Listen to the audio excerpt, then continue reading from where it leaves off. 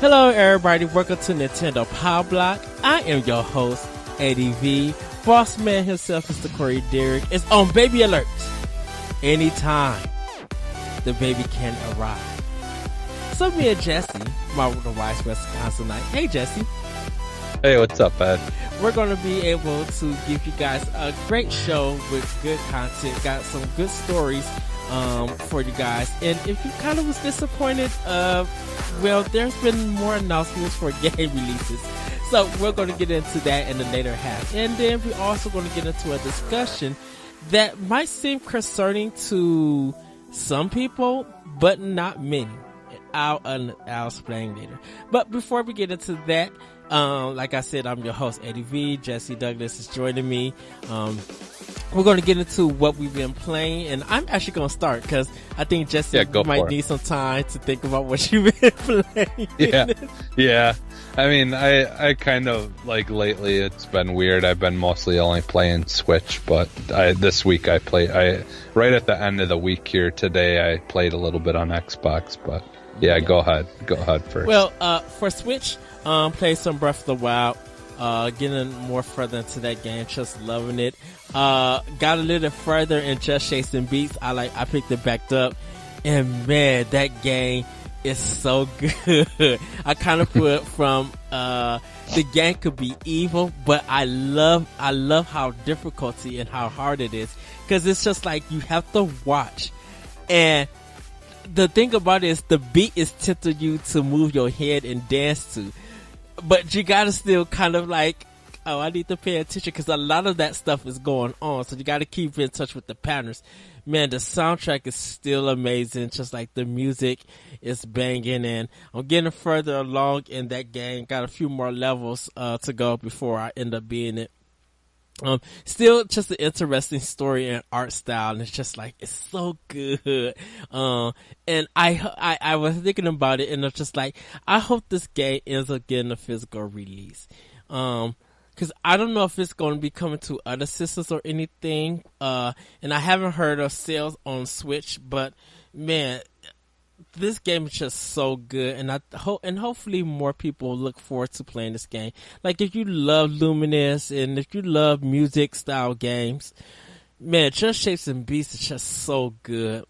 It's so good that you just want to beg it in your car. Like, you want to take the Switch along with you just to hear the music and play, even though you know good and well you can't really play it because you got to drive or you got to be on the bus or whatever. But it really is good. Play some more Ice Cream Surfer. I'm going to sit down and beat that game. I keep getting to like the third level and be like, okay, I had enough fun. It's goofy and stuff. But I think I'm going to sit down and actually go through that game and beat it. So that's what I've been doing, getting myself ready for Captain Toad, and getting ready for Octopath Traveler. I know I'm going to start off Octopath Traveler before I do Captain Toad, because I already did 2/3 of it on Wii U. And so I kind of know what to do when it comes to the Switch version. I just got to do the last few levels of it on Wii U, which is going to be the same thing on Switch. But I'm interested in doing the Mario levels for that game. So I'm looking forward to that. Some more Battle Chef Brigade, getting further into that, just enjoying it. Love the art style, love the voice acting and the comedy. I'm thinking of getting Overwatch, because Overwatch 2 is about to drop, and I kind of want the collection. And it just looks so fun and funny. And oh,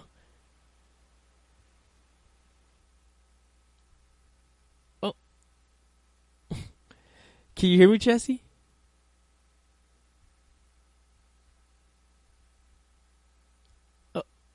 That. Oh, can you hear me now? Yeah. Oh, okay. What happened? I was just like, shit. No, it was on my end. It was on my end. I just like all of a sudden, because normally I'm so used to using the wired controller, and so it shut off on me. Oh, I didn't even notice it. I didn't, so that was kind of my fault. okay.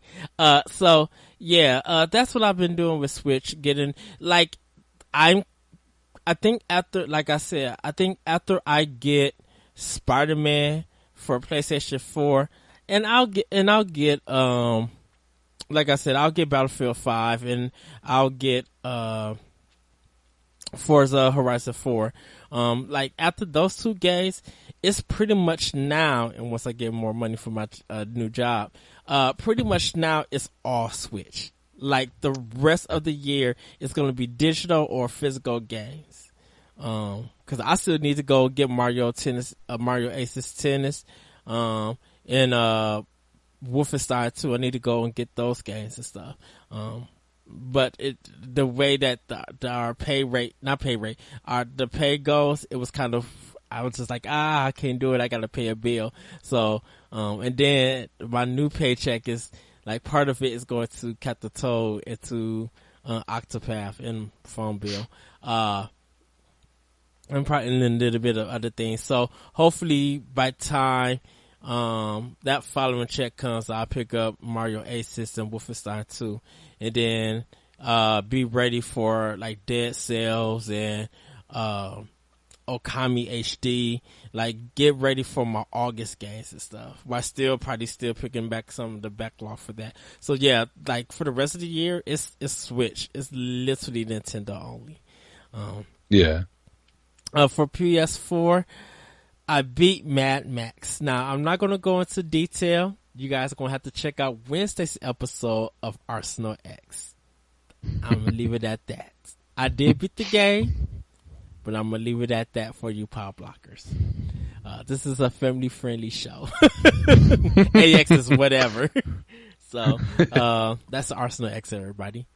But that's what I've been doing on PlayStation 4, which was really just Mad Max, finishing up my backlog for it. So, that's what I did with that. I'm thinking of jumping in Final Fantasy 7 also for PlayStation 4. I brought it, and I also brought, which was cool. This is crazy, dude. So, they had, Darksiders, the War Master edition, for $2 on PlayStation 4, like for a flash. And I'm just like, yeah, cause I have Darksiders 2 on, PS4. Yeah. So I was just like, well, might as well get the collection. I'm like, it's only $2. So, but I'm going to start, Final Fantasy 7. And I need to I need to get to Detroit Become Human, because I've been so hyped for that game. I got it and then didn't even start that game. So, I'm going to be jumping into those two games, and then hopefully I can be ready for, Spider-Man by the time it comes out. I'm trying to just work on doing a lot of games. For Xbox, I finally, hooked up my Slim. So, my plan is, I was talking to Corey about this, is that I'm going to keep my Xbox One, my original, and I'm going to put it on, where I use my laptop. So it's going to be, like my laptop is going to be, it's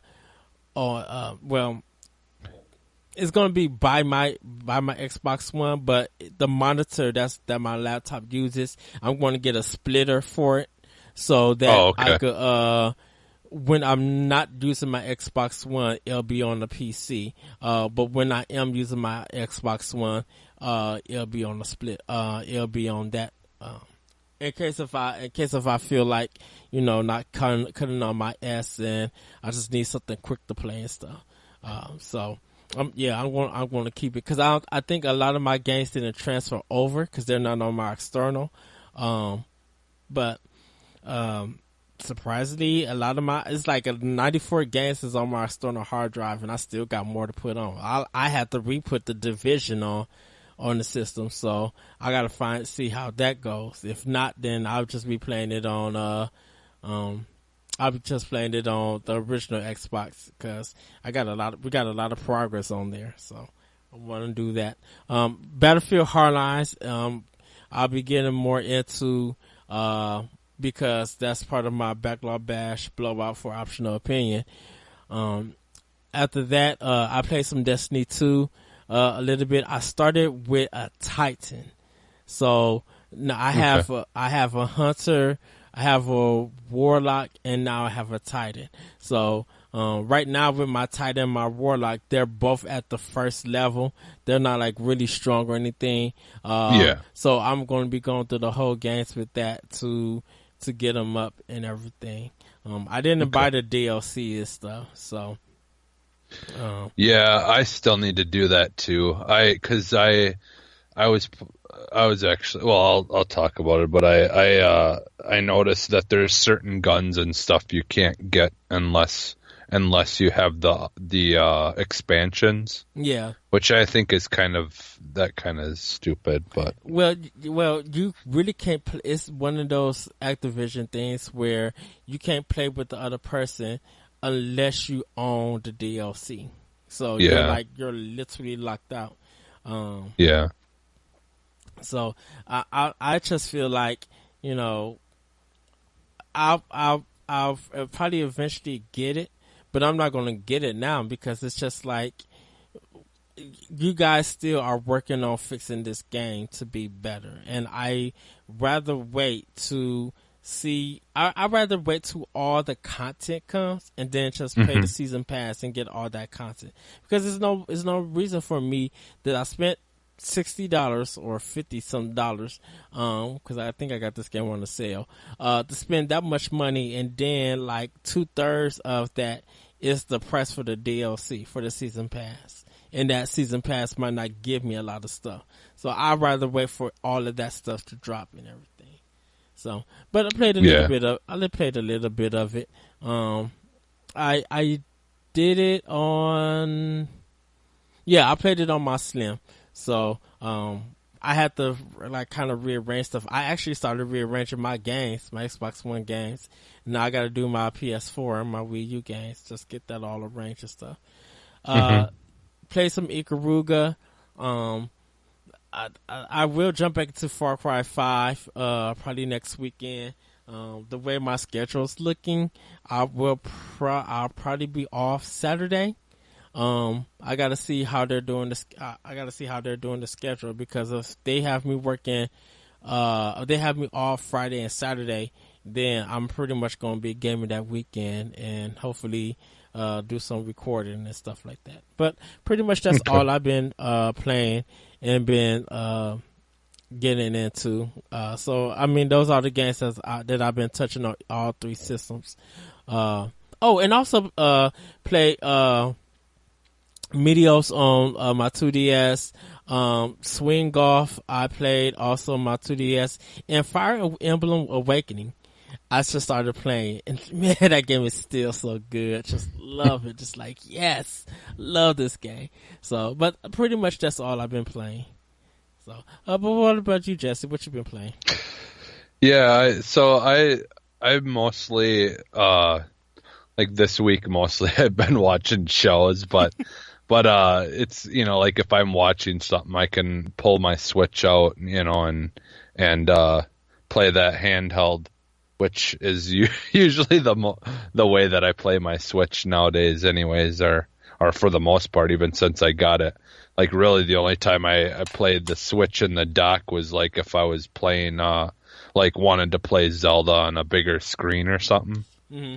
But usually I barely ever play it on my TV.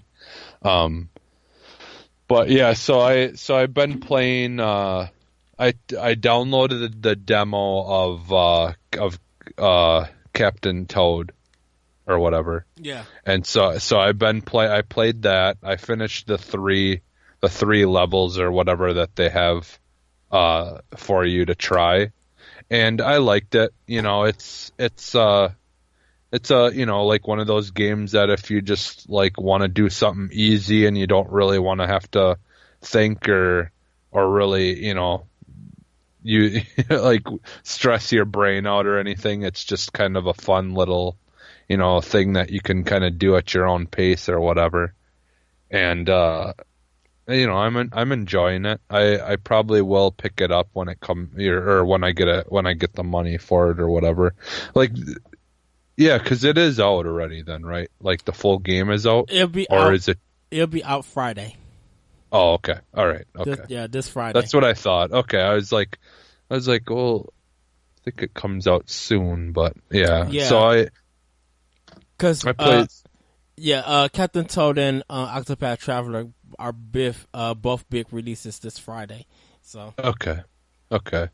Yeah, which that will work. I'm guessing a lot of people will buy both, but like if people that have kids will probably get the Captain Toad because obviously Octopath Traveler is more of an adult game. Yeah. Like it's a little too much for kids to understand. A lot of people said the review comes out Thursday. But by the sounds of it, it looks like this might be a big contender for Game of the Year. Yeah, Octopath Traveler. Yeah, I could see that. It's like just how in depth and in detail that demo was, like that first demo even. It's definitely like one of those games that I can see being a really big hit. So yes, and then I played that. I played some Fortnite, obviously. I play that pretty often on Switch. And like lately cause I've been playing it, somewhat consistently. Uh-huh. Like now, like there's been a couple of times where like if I land and I get a really bad land where there's a whole bunch of people around me and I wasn't able to grab something, that I'll die right away. But lately I've been like finishing in the top 4 or top 5 like almost every game. But I still cannot get that first place though. It's like one of the last games I played, I got second place. But like what happened was I was finishing off one guy, and their third guy that was left took advantage of that, and he took me out while I was in the process of getting the other guy. And because I had like a rocket launcher with like 16 rockets, and I was like fully loaded and ready to take on whoever, but I got unlucky and wasn't able to defend myself. Because as long as I'm going up 1-on-1 with someone in that game, like I almost always will come out the winner between the two of us. But my problem is I a lot of the times I'll get team, even though it's everyone versus everyone, they'll go after, someone will go after me, because while I'm killing someone, it's like, okay, well he's going to kill them anyway, so I'll shoot the person that, shoot me. They shoot me instead of trying to get the person that's already dead, so they can get the jump on me. So that's been my issue, is I just a lot of the times I'm getting double teamed, and that's, in the final 3, and that's why I don't end up being able to win it all. Because I haven't been in that situation where there's the last 2 people are fighting each other and I'm watching and being the one to shoot at whoever. Because if it was that, that situation, I think and that's probably what I'm going to need to win, unfortunately. But but yeah, I mean that game's fun, and it's just so it's just so easy and nice to be able to pick up my Switch and just kind of play that while I'm watching a show or whatever. And it's just fun. It like I as much as I love playing PUBG, that game is just kind of it's just an easier, like a little easier to play. So and then I've also been playing I played some Mario Tennis Mm-hmm. with my son a little bit today.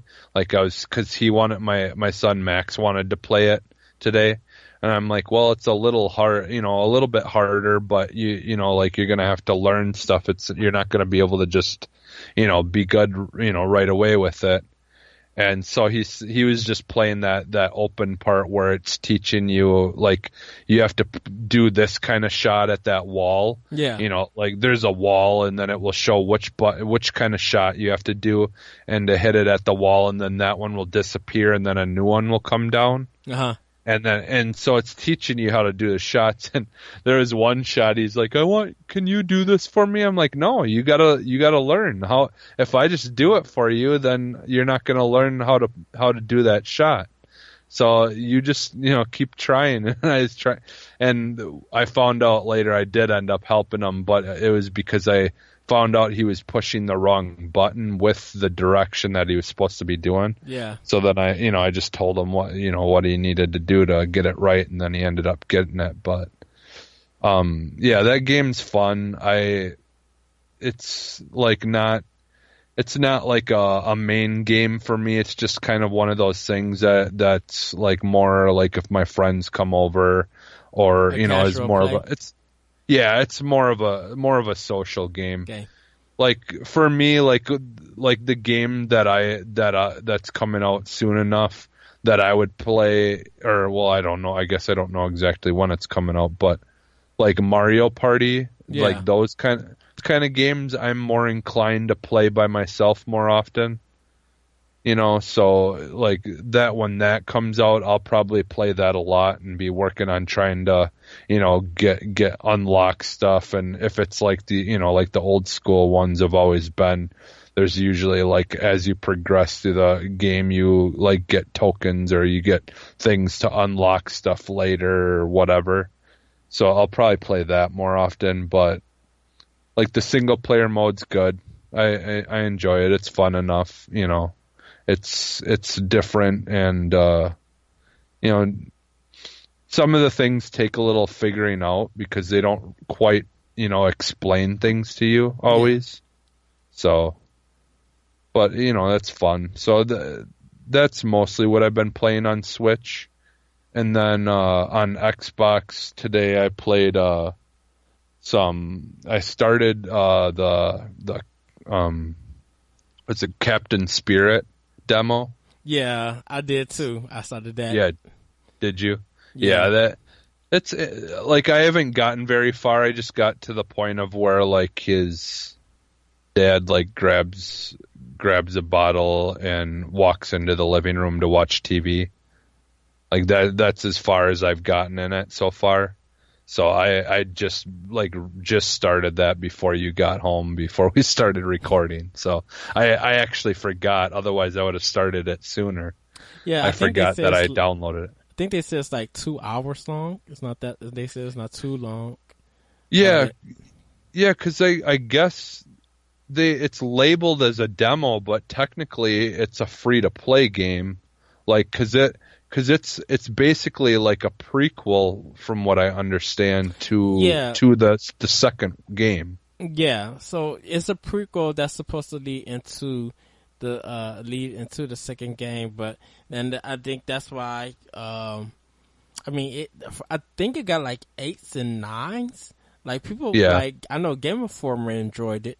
And it kind of got some good praise for it. So yeah, I'm with you. I can't wait to get through some more, get some more with that.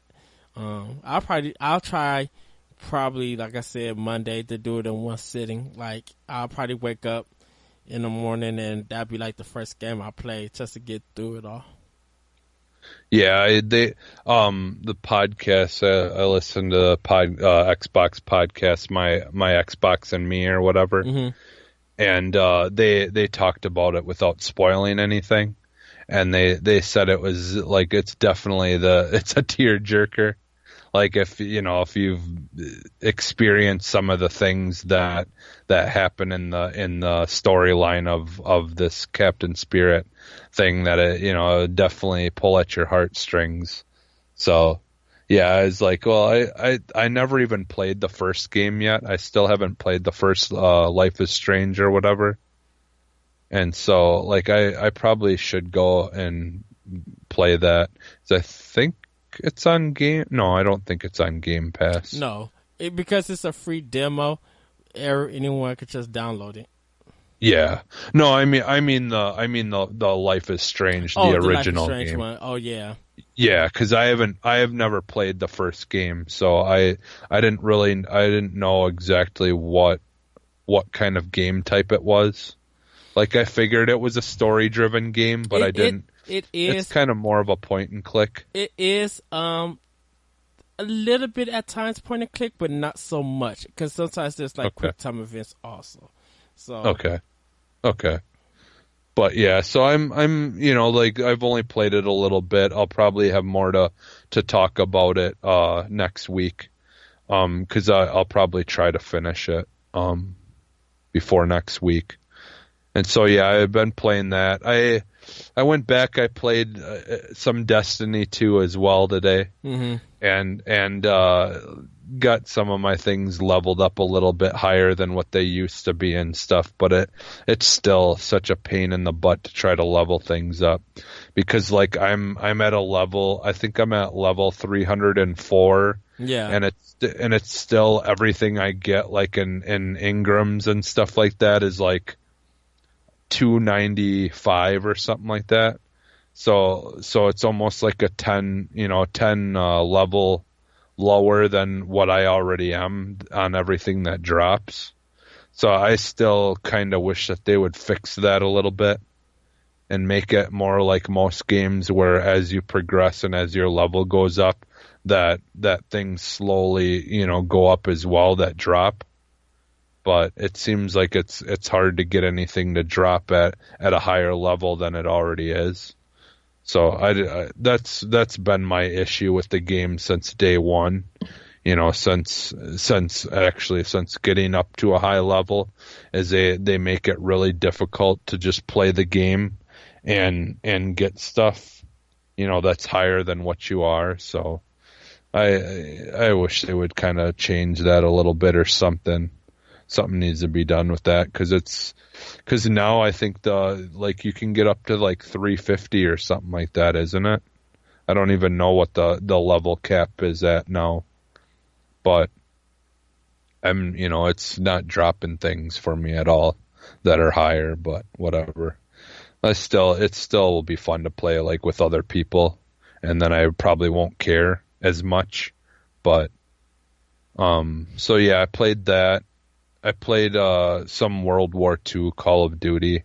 Just felt like playing that a little bit. I haven't played it in a long time. And and then I played some State of Decay 2 earlier this week. Nice. So, I still like that game, but at the same time, it's like one of those games that I've really got to be in the mood for. Yeah. Because it can be very stressful at times, that game, because you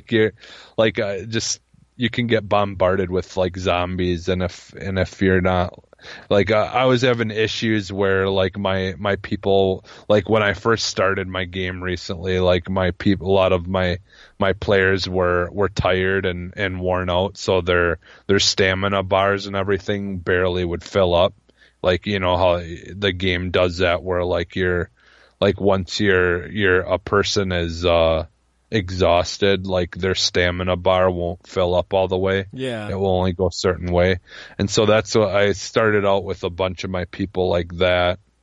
And so I just, and I didn't want to switch to the people that weren't, that weren't exhausted, because there was something that I was trying to do at the time. And so I just I played it a little bit and then I just put it down. I made those people that were exhausted sleep so they would regain their stamina and stuff like that.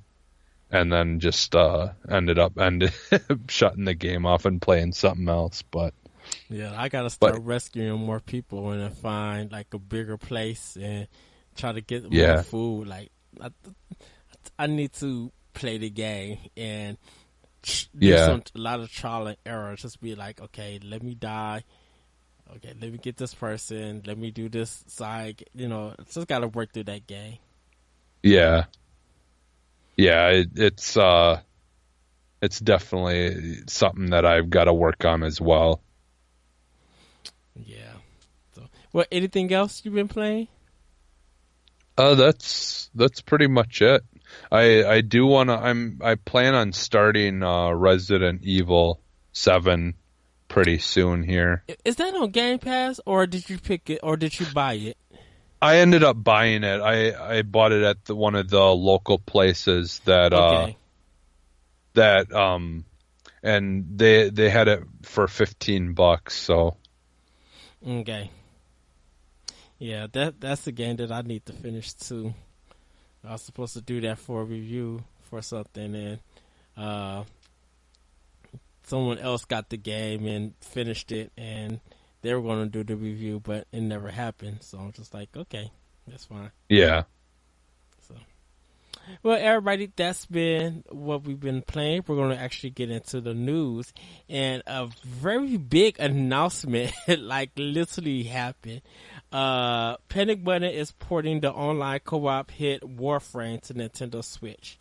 Canadian developer and publisher Digital Extremes has revealed that Warframe is in development for Nintendo Switch thanks to a partnership with Panic Button.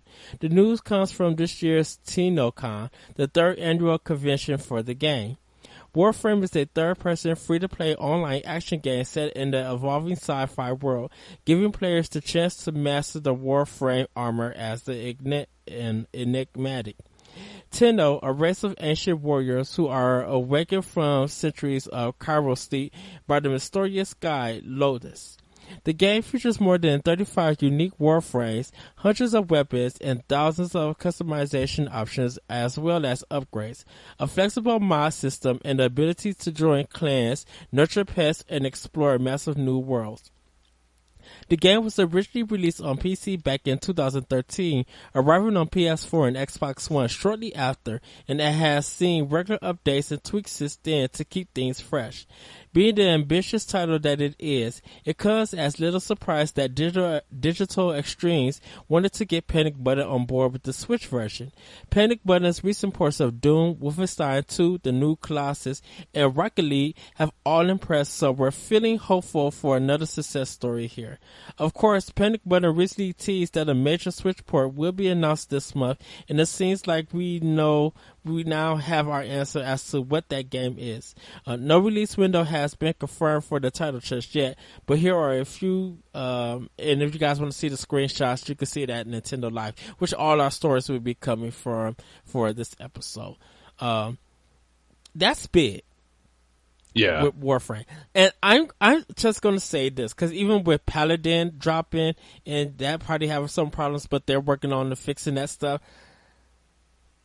Blizzard is now in Blizzard's hand to bring Overwatch. I know we're not going to get PUBG, that's fine, but because we got Fortnite. But Fortnite, Warhammer, not Warhammer, Warframe, because that is a big title, and Paladins and stuff, and some more of them that's coming and stuff. It's time for Blizzard to be like, you know what, we gotta up the ante. We have got to get Overwatch on play on Switch. Yeah. Because go ahead. I was gonna say, and with Warhammer, like from what I heard, that's more of like a Destiny style game, isn't it? Like Warframe, yeah. Yeah, so that since we'd never see Destiny on a Nintendo or on Switch, it's kind of like that'll be a nice little alternative, and like I've heard people say that they think Warframe is better than Destiny anyways, so I mean, so Switch is not only getting a Destiny style game now that you can play on the Switch, but it's also free to play. So Well, even if it's with free to play, if they could do cross-play with Xbox One and PC later on down the road, yeah, that's a good sell. I will happily, if they be like, okay, the trial version is free to play, but if you want the full experience with this, it's $40. I would pay the $40 if it plays yeah, good. And Panic Button does a good. They're great at porting games. They shoot Wolfenstein 2. I every time I look at that, I'd be like, yes, I do own this on Xbox One, but how in the heck do you still got this game working on Switch and it still looks good? Like, it has some minor graphical things that's fine, but I'm just like, the frame rate doesn't look jacked up. yeah. I'm like, and so Panic Button is not only becoming like the go-to port company, gamers are going to Panic Button to buy their games. Yeah. And so they're coming like the big, third-party porting company, and people are down for that. And I think whenever they announce their own game that they're working on, if it comes to Switch, people are going to buy it. They also talked about they want to do the New Order for Switch. I think when they get done with Warframe, I think Bethesda's going to let them do it. Yeah. Well, and I think the thing is it seems like Panic Button is basically the company that's reliable when it comes to doing a little bit more ambitious games, like ports, because like from what I remember, I haven't played a whole lot of Warframe, but like the little bit that I remember, because I started a game, I started a save or whatever, and it's not a like it's a pretty decent looking game. Like the graphics and everything are pretty good. So I'm curious to see what it's going to look like on Switch, after they do it. So it should be good. It's kind of like one of those things that Switch doesn't quite have, like one of those games of service or whatever type games yet, like that. That's more like a MMO or whatever kind of type game. So and I think if it does, I'll say 2 or 3 million, just like Fortnite did. Like, if it does a big thing, I think Activision's going and Blizzard's going to have to watch to be like, you got no choice to bring Overwatch or bring a Destiny style game, because at this point in time, Switch is just, I'm like, the people who are doing the stuff that you are avoid of bringing, they're going to end up making that money. Yeah. Well, and like I said, like I think the way Warframe works is that the game itself is free, but then like you can pay for certain things, like if you want to get stuff or whatever. I don't know a whole lot about it, but so I mean, just the fact that I don't know if they're gonna end up charging for it for Switch, or if it's gonna be free to play like it is everywhere else on there as well. I'm not sure, I guess. Yeah. But like if that's the case, that it's free to play on there just like everywhere else, that that will be pretty big, because that's something that you'd be able to use your Switch for, and you don't even really have to buy anything. So like as far as like younger people and stuff playing it and not having to spend any money, it'll be pretty big. So And yeah, I hope they do have crossplay because that would be a perfect game to use crossplay on. And even if they have to charge for crossplay, meaning like if it's part of, hey, we did all this work, and if you guys want to support us, and I'm like, we want to do crossplay, but if you guys could buy parts of the game or it's part of this update and stuff, and you're just supporting us with payments and stuff, we'll be gladly to do it. Like if it was connected to like a future DLC, I would pay it. I would pay $10 or $20 or whatever the season pass or whatever it takes to bring crossplay to the system. And hopefully people do pick up this game for Switch and support it, like financially support it. So, but we're gonna move on to the next two games that kind of was announced. Two spooky titles published by Axis Games are coming to Switch. During the panel at 2018 Anime Expo in Los Angeles, Axis Games revealed the scary 2D side-scrolling adventure Ghost Parade will arrive on the Nintendo Switch in 2019. Developed by the Indonesian-based studio Lentera, Ghost Parade tells the story of a girl named Suri who is lost in the forest and must find her way back home. Mythical ghosts offer to aid her, provided she helps them stop a bunch of humans who are attempting to destroy the forest. Throughout the journey, you'll take control of many different ghosts, all with unique abilities. There are also combo skills to master, item crafting, and a variety of bosses to take on. Axis Games also announced Experience's horror adventure titled Death Mark. It is currently being localized for the Switch and is expected to be released soon. This latest iteration is based on the PS Vita release and will include all content plus an additional episode. In this universe, unknown body markings are killing people, with the belief an individual who came into contact with the ghost gave humanity the curse. The game takes place in a mansion set to protect those who have been marked, and you, as the protagonist, have lost your memory. So, those two games are coming. The survival horror, I guess. I'm kind of interested because I've never played a game from India. And I don't think Moon Studios might count in a way with Ori and the Blind Forest, but that was a collaboration of people around the world. I just haven't actually played, people in India who created a video game company to make a game for just Nintendo or just for a system, for them to be picked up by a company like Axis, or Axis. So I'm interested. I've never heard of Experiences. I've never heard of Death Mark, but I'm down to give it a try.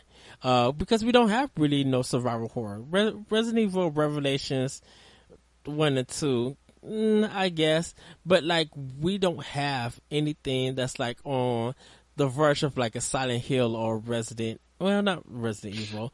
The closest would probably be Outlast, right? Yeah, Outlast. Yeah. That's probably about it. Like like you said, other than like Resident Evil, but that's about it. And that's an older game.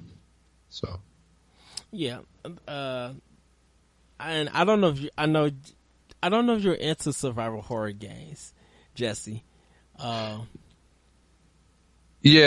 I mean, like I love Resident Evil and stuff, and I mean those are, I guess they're kind of survival horror, but I'm trying to think like what are some other ones that would be considered survival horror that I guess. Oh no, that's more not episodic, but like Until Dawn is more of like a storytelling like type thing. Mm-hmm. I don't think that would be considered a survival horror.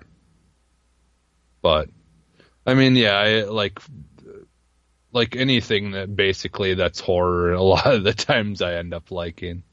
So like I still haven't gotten too deep into Outlast, but I do own the first one on my PC and on Xbox, I think. Mm-hmm. So, but yeah, I need to pick it up. I played a little bit of the demo on Xbox One, on the original one. And I'm kind of interested in getting all three games, like getting that Outlast collection. Yeah, I definitely would like to get into that eventually one of these days. I just, like, at the time when I got it, I could play it on my PC or whatever, but it wasn't really, my PC wasn't like the greatest in the world, so like it was kind of like choppy. I had to play it at the lowest settings or whatever. But I do have it on Xbox though now. So I got it shortly after. But like as far as these games, like the one Ghost Parade, like that, like I seen some like images and stuff of it, and that, like, I really like the art style that they have on that game. Yeah, I have to take. I just found out that this got announced, so I haven't had a chance to look it up. But I'm very interested. I'm very intrigued. So yeah, go ahead. Jesse. I was gonna just say it's similar to, like, not really similar, but like the stuff that I've seen, the pictures that I've seen. Mm-hmm. The color palette is similar to like Ori, where it's like kind of darks and like really bright, like light up, like greens and blues and stuff. Yeah. Like it's not really like that, but it somewhat reminds me of like Ori and the Blind Forest type of. It has a clean kind of hand drawn, not watercolor, but like I'll have to look at it, but it has like an animated style to it, I'm assuming. It's like definitely, it's definitely like an anime type, but I don't know, it's just really cool looking. Yeah, once you get a chance to look at some of the pictures of it, I think you'll dig it too. So, okay. But so I'm kind of interested in that game. It looks kind of fun. So. Well, everybody, Axie Games also announced another title for Switch at that same panel. They announced Stardust Galaxy Warriors Stellar Climax. This game will be coming also to Switch in the near future. It is a shooter. It's a shmup, like a 2D level-based shmup. As a member of the new Galactic Police Force, your task is to restore peace and order to the universe by unleashing bullet hell in a gigantic mech suit.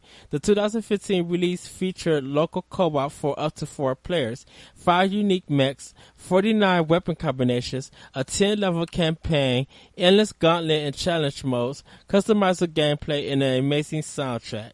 And the trailer is available for you guys to see how it looks. This is a day one purchase. I love shoot 'em up bullet hell games, and just like it feels like the 90s in a sense. Yeah. Where shoot 'em up games were just like everywhere. Yeah. Yeah, and I like even on Super Nintendo and stuff like that. Yeah, that was pretty big, like was it Gradius or whatever, and all those kinds of games. One of the biggest one that I still love to this very day is Aero Flash on Sega Genesis. Aero Flash. Yeah. The soundtrack. I can't remember what that other one that I just recently had bought for Super Nintendo is. I forget what it's called, but yeah, I bought some stuff like that. Not Axelay. Well, Axelay, I actually have it on Wii U. Yeah. Yeah, that's the first time I never played Axelay. I think it's Phalanx.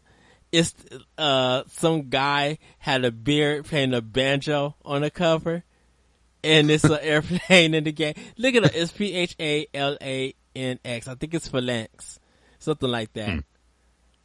It was a weird cover, but the game was kind of awesome. Yeah. So, yeah. Sometime in the future, I'm definitely picking this game up. Like, I've never heard of it. So I'm intrigued to play it. And then when I found it out, when I looked at it a little bit, I'm like, oh yes, this is definitely coming in my library. So yeah. I'd like to get some more of those type of games in my library too, because I do like those kind of games, and I've been like actively watching for games like that for a couple of years now, but I just, for whatever reason, like, it goes back to that thing that I have kind of an issue with, like, with so many people just trying to do the old school, like pixelated, graphics and stuff. And it's like, I just, like, I want to see stuff done in like the, like more futuristic, more up to date graphics, because like those kind of games like would just look so amazing, and like nowadays graphics, and I just hate when certain games that could be so much better and upgraded graphics get put in the old school graphics. So and those kind of games, because if I want to play those kind of games and those graphics, and I'll play them the Super Nintendo games, or the game, like, that's how I feel. I'd rather have newer stuff, and then if I want to play them in that graphics, I'll go back and play the old stuff. I think if Konami, cause I want to play Parodius from Konami, and Parodius, I don't know if I've seen that one. It's a play on the Gradius games, and then they got one of them called Sexy Parodius. Look it up. just look it up. It's a parody. It's kind of very comedic, but it is a shoot 'em up, and it never came to America, but people have found ways to play that game, and I'm gonna leave it at that. But I would love to have a digital version come to America. Even if I have to do the little trick account of getting, of making a Japanese account so I could get it on my Switch, I would love for that to happen. Cause you really don't need to read anything in Chinese or Japanese. Yeah. It's a shoot 'em up. You're there for the challenge to shoot 'em up. So, but we're going to get to our last story before we get into like a quick discussion. Zero Escape director unveils AI, the Somnium Files, a detective adventure coming to Switch. This is confirmed for a worldwide release also. There is a trailer, but I haven't got a chance to check it out yet. Zero Escape series director and scenario writer Kotaro Uchikoshi has unveiled AI, the Somnium Files, a detective adventure game that will be released worldwide on Nintendo Switch. In the game, you'll be investigating the mystery behind a series of murders in a technologically advanced modern-day Tokyo, Japan. The game begins with a bizarre murder case where a body is found with the eye gouged out of the skull. A nice cherry start then. Playing as a detective named Kaname Date, you'll be on the trail of the serial killer behind the murder. Date's left eye is artificial with an AI unit inside that he used to solve crimes. Yusuke Kazaki, Fire Emblem Awakening No More Heroes, is the lead character designer for the title, and Kotaro Uchikoshi is known for his work on games such as Zero Escape, Punchline, and Ever 17, The Out of Infinity, often writing unconventional plot twists and offbeat humor. During the game's reveal presentation, which took place at the Spike Chunsoft Anime Expo, Uchikoshi also revealed a second character named Iris, a high school student YouTuber who creates her own series of Let's Play videos. The game doesn't have a confirmed release date just yet, but we'll make sure to keep an eye out for more news as it comes. And like I said, all of this news comes from Nintendo Life. I need to play the Zero Escape games. They said they're really, really good, and every time I see people play, talk about the Zero Escape or like 999 and stuff like that, I get happy. Only reason why I didn't get to play it and everything is it's one of those games that, yeah, it might be available digital, but I want to buy that physical, and not many stores carried it.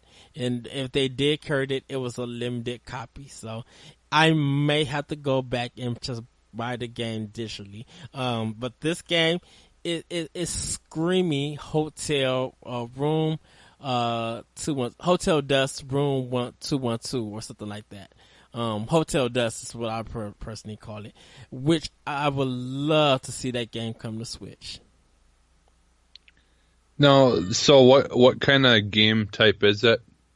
It's a detective adventure game. I think it's going to probably be like almost point and click. Probably almost like if you think of games like Snatcher or Phoenix Wright, like the original ones, where you go around. But it just says a detective adventure game. So it will have a adventure game, but you're being a detective. So you might be collecting clues and stuff like that. So we shall see. Yeah. I know, like you said, one of the creators of the No More Heroes or whatever. Yeah. Yeah, because that's the spin-off of that game came out to Switch, wasn't it? No, not No More Heroes. No More Heroes is Suda 51. Oh, okay. Yeah, Zero Escape comes from like the 999 and stuff like that. They're like adventure kind of games that came to the 3DS and to PlayStation, and like Danganronpa and stuff like that. It's like a Japanese kind of survival horror detective adventure games and stuff. But this one, it just sounded like if you Snatcher is a game that Hideo Kojima made for the full version for Sega Genesis, because it added the last chapter that none of the previous Snatcher games had. So it's a adventure game in that kind of style.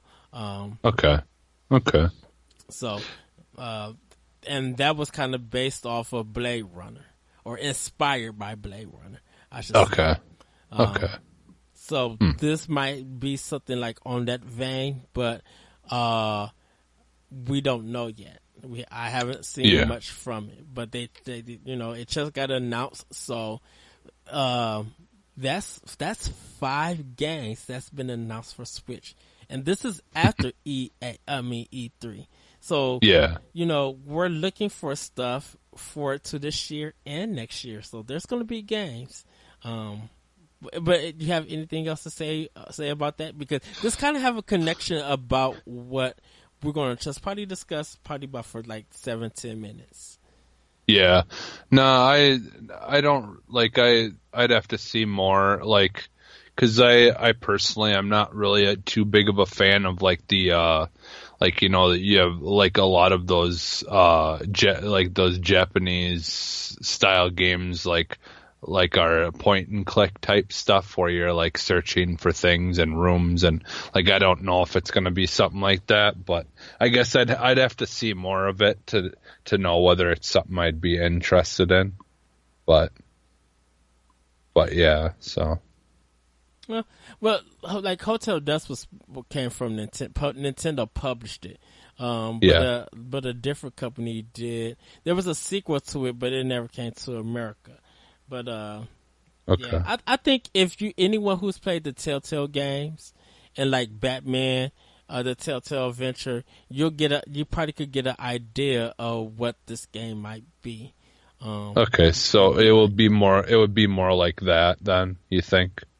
Like Yes. more of like more like a Telltale game. Okay. Yeah, probably. Okay. So, Okay. All right. but like I said, I'm waiting for more information to see more. It'll probably be a day one purchase for me.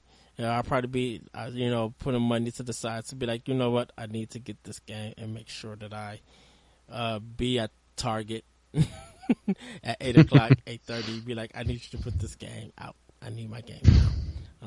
And now, reason why I brought up all five of these stories and bring up all of these games is that, and like I said, it's going to be probably about 7-10 minutes for this discussion.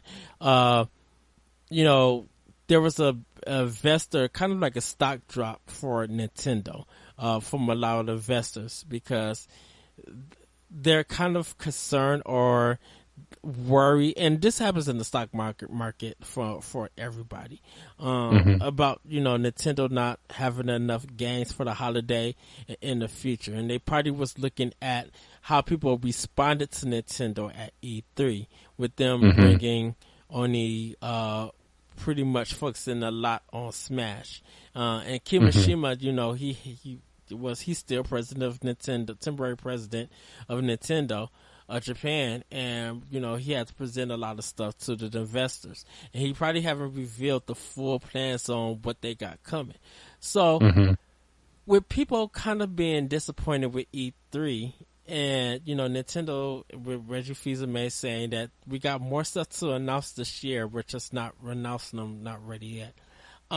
Knowing that these 5 games are coming, and Nintendo pretty much having a pack like holiday, do you think that this little drop of investment, it's not so much a roadblock, but do you think that this should put concern for Nintendo, or do you think those investors just need to see how things play out? Because if games and stuff like are being announced, like 5 games being announced within a week, and then more games being announced within a couple of days, like even by Monday we could get 5 more games being announced.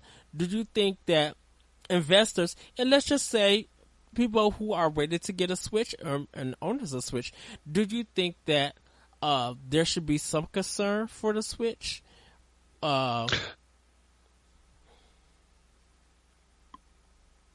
Well, I personally, I think it's kind of like you had touched on. I think it's just more to do with maybe the E3.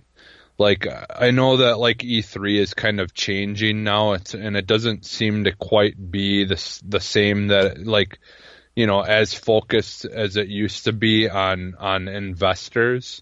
Like investors still use it to make decisions, but it used to be literally just targeted towards them mainly. Yes. And not, and like us watching it was just kind of, like an extra bonus thing or whatever that we got to do.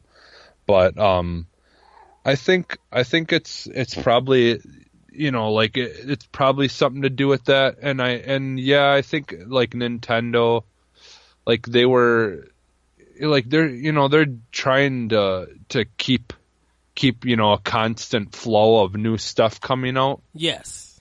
But I think they just got to focus on that, and just to continue trying to offering new stuff coming out, and I think they should be fine.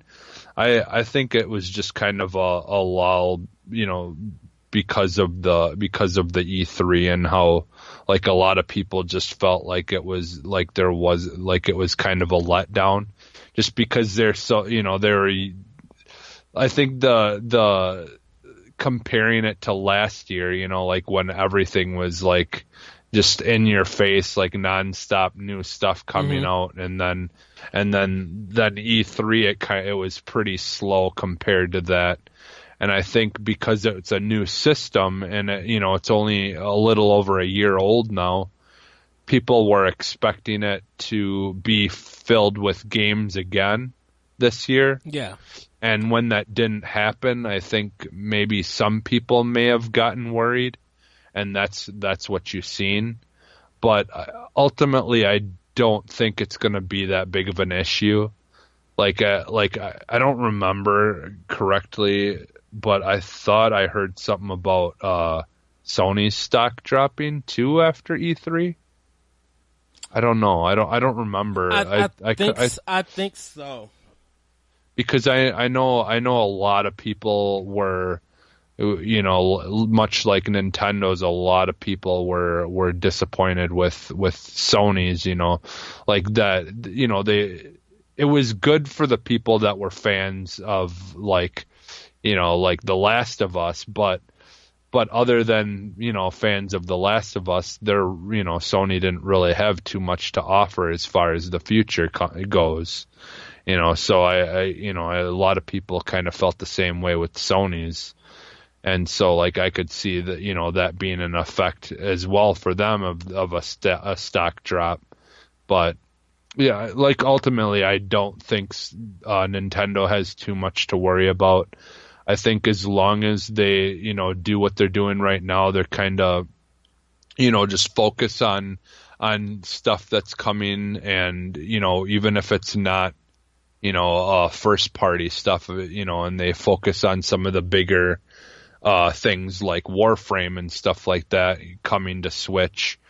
Like, I think that's their main thing, is they just got to show like that they're getting a lot of third party support, and I think that will make all the difference for them, is just to let people know that when a third party game comes out that looks really good, that it's not necessarily a for sure thing that it's not going to come to Switch, So I think that's their big thing, is that they just got to make sure that they push those third parties and let people know that hey, people are trying to make their games for our system too.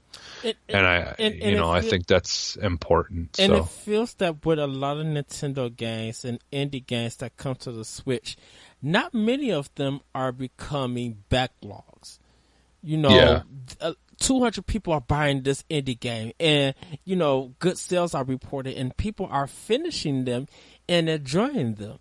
I know we talk about sometimes length of a game.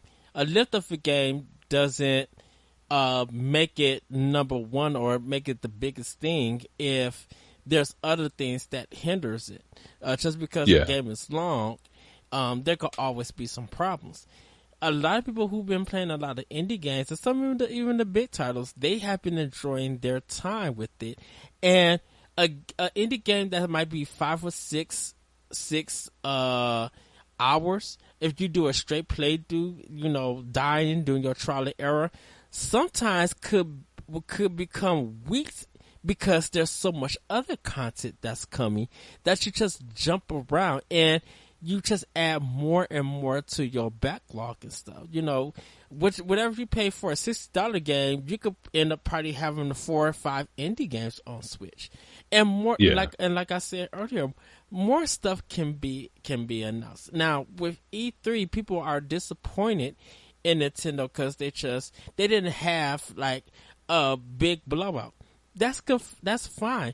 Nintendo didn't have to do any of that. Once again, Microsoft has to try to get, and definitely with me being as a host of AX, I gotta be real sometimes, and I'd be like, Microsoft needed to win E3 this year, and in my eyes, they kind of did well.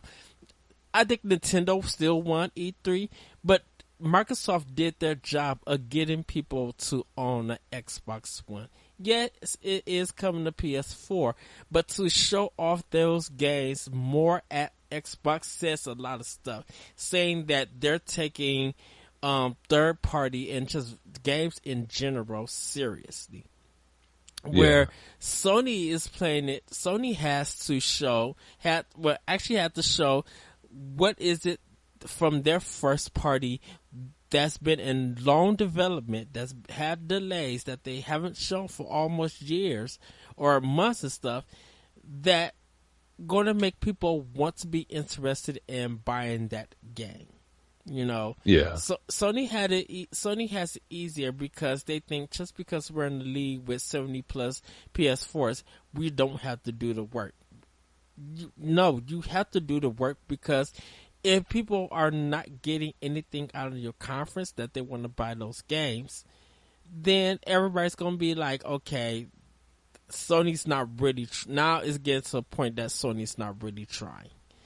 And go ahead. I think ultimately what happened with the Sony conference is the same thing that a lot of people who don't like Xbox, and they like one of the things that they say Xbox does too, like Microsoft does too much with their announcing games, I feel like Sony did, and that's only announcing stuff for the people that are only interesting to the people who already have a PlayStation, and not like enough variety to get people interested and that don't have a PlayStation to get a PlayStation.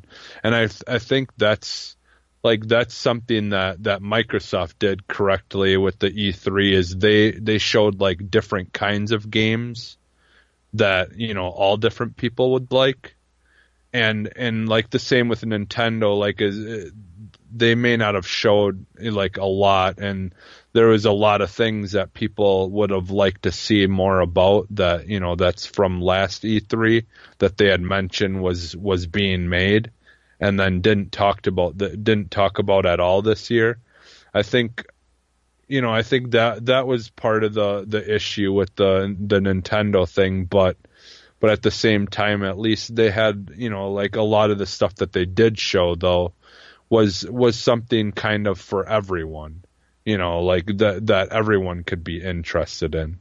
So like that, I think that ultimately was the only thing that really, like in my opinion, that made Nintendo's E3 interesting at all this year is just like like people like me who've been hoping for a better a good Mario Party game again, that we got that, and and to get to hear about the Star Fox stuff for that new game, the what is it called? I can't think of it off the top of my head. So what is it? The game that Star Fox was going to be in? Yeah. So I can't remember what it's called, but what's the game that Star Fox was going to get added to again? I always forget the name of it. Starlink. Yeah, Starlink. Yeah, like stuff like that. Like like it was good to see more of that stuff, but I don't know. Yeah, it's I honestly I think Nintendo would be fine, but it just I think as long as they keep announcing stuff like this, in their Nintendo Directs and things like that, and give the investors and people more updates on like Metroid and stuff like that, sometime soon. I think as long as they do that kind of stuff, they can kind of pull it back together. But if they, if they don't kind of talk about any of that stuff anymore for too long, I could see it being an issue. But other than that, I mean, I think they'll be fine. Yeah, I think Nintendo will be fine. I think once they see Switch sales pick up, and I think more success stories such as games just selling and being on their list and stuff, the PD list and everything, and even with Labo still selling well and maintaining and being consistent and stuff and updating, I think Nintendo is still in a good spot. They got all that cash in the bank. They got so much money. People don't realize that if anything happens to Nintendo and people think they could close down, they have so much stock invested. I mean, just money literally that's theirs, that's in the bank. That could be like, well, Nintendo has failed. We could come back within 6 months and start all over if they wanted to, or pay off whatever they need to pay.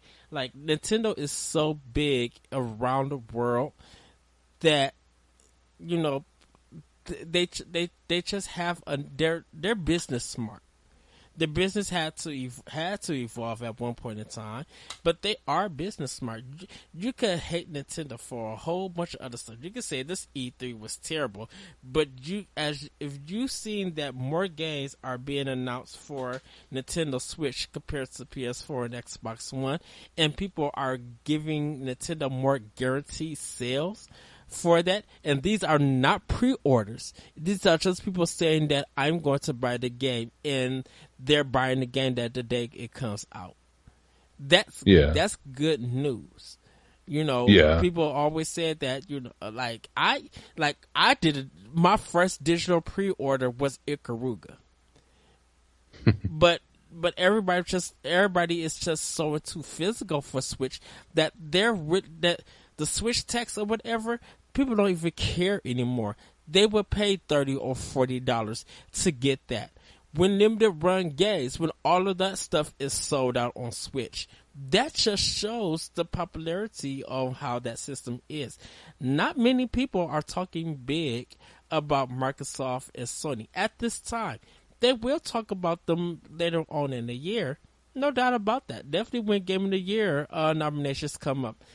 There's no doubt that, you know, people are going to be talking a lot about Sony and talking about Microsoft, but you cannot deny, and like I stated, ever since maybe April, and I'll probably even say March, ever since earlier this year that games have been released on Switch, there has been a constant flow of great titles that people have been enjoying and talking about. I've been trying to tell people about Iconoclast on PS4, trying to want people to, like, I hope people play this game, and I don't know how it did on PS4.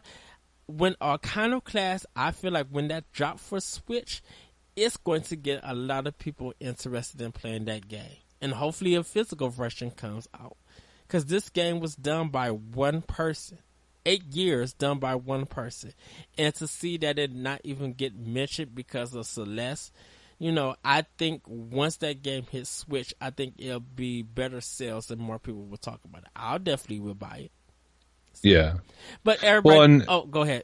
I was just gonna say one last thing too, that I think that that maybe Nintendo should have did that could contribute to the stock drop as well, or like, you know, like people losing a little bit interest. Is I kind of wish too that they would have talked a little bit about their online service and stuff, and like maybe you know, mention what that's going to include and stuff like that, because that's supposed to be rolling out fairly soon, isn't it? What? The online service? Yep, September. So like I was kind of surprised that they didn't really talk much about what's going to be included with that, you know, like a little bit more in detail. I think we'll get a breakdown like Nintendo Direct to September. Or next month in August. Yeah. But I mean, still, just like from an EA standpoint, I feel like that would have been kind of something that they should have maybe talked about during that. But just because, like, again, like with the whole investors type thing, like, you know, like, because like I said, though it's kind of drifting away from being about investors, and I don't know, maybe they did before EA started, because it sounds like a lot of the investor type stuff gets done before the EA even starts. Yes. But it would have kind of been nice, though, if they did talk about it, for them to talk about it a little bit for the people who own the Switches as well, you know, not just investors. But I don't know, you know, like that's one thing that I thought about later after E3 was, you know, said and done, and you could kind of, you know, like think about, okay, well, what I have really thought would have been, you know, important for them, you know, to talk about. And that was one of the things that I thought of, that I was kind of like, you know what, that's right, they didn't really talk about that, and it kind of would have been nice if they did. But right. But you know, if that's something that they hopefully are going to talk about soon, then, you know, I feel like that could make a lot of difference as well. But overall, you know, like I said, there could be so many games that we don't even know about that are being made or have, you know, already finished for the Switch that they're just doing the finishing touches for, because, you know, that's something that we've seen since the Switch came out, is that we could all of a sudden one day wake up and like all of a sudden there's all these games that are going to be coming out in the next, you know, couple of months or whatever, you know, like as far as indie games go and stuff like that. So, because I mean, who knows, they could have another Lightfall or something like that that's coming out. Yeah. I mean, there's so many games that they showed during last E3 that we've seen absolutely nothing about yet, you know. So I mean, there's still a lot that still is in development, you know. How the heck they going, like, what, I think Metro's next year too? Like, yeah. Like Metro Exodus, just like, you showed us last year, and it's still not. Well. Yeah. Well, but that's it. Nowadays, games take, you know, 4 to 5 years to finish, because, you know, as the tech gets better, they come up with more and more stuff that they want to try to do in their games. I think it gets problematic when your game is, when you're not showing actual gameplay controller wise. That's the stuff that you're going to see on your TV screen, because it looks good, like, and I think that's why Digital Foundry and a lot of people do all these comparisons about what you show at E3 compared to what you show what's being like the real game. Is always going to be two different things, and people are that's something people are just like, that's why everybody enjoys Nintendo Conference, because what you see there is what you're going to get. No. So, but that's going to be the show, everybody, for Nintendo Pow Block. I have been your host, ADV. Jesse Douglas, he has joined me on this long and wild episode. Once again, like I said, our boss man Corey Dirrig is on Baby Alert, so shout out to him. Me and Jesse are even standing by, just like, oh, boss, you know, making sure that everything is okay. But if you guys want to find more about Nintendo Pow Block, you guys can find us on YouTube at our Nerds Gone Rogue, and also check out ngrradio.com, where we have a lot of content and other shows. Also check out our Facebook page, Nintendo Pow Block. And I believe you can email the show at nintendopowblock@gmail.com. Sorry if I got it wrong, everybody. Normally Corey does all the plugs and stuff, and I just sit back and everything. But you can find me on Twitter at ThatRetroCode, and you can also check out my podcast, Optional Opinion, on SoundCloud, iTunes, Google Play, TuneIn, and other podcast apps. Jesse, where can we find you? You can find me on Twitter, and I actually changed mine, so now it's Phantom Maggot AX at Phantom Maggot AX. That's MAGGOT. Yeah, yep, and there's no space. The P in Phantom is capital, and the M in Maggot is capital, and then capital AX, no spaces in all of it. So yeah. And so, everybody, once again, have a great week, have a great weekend, and we'll see you next time on Nintendo Pow Block. Bye, everybody. Woohoo! Bye. Yeah, I didn't realize how late it was already.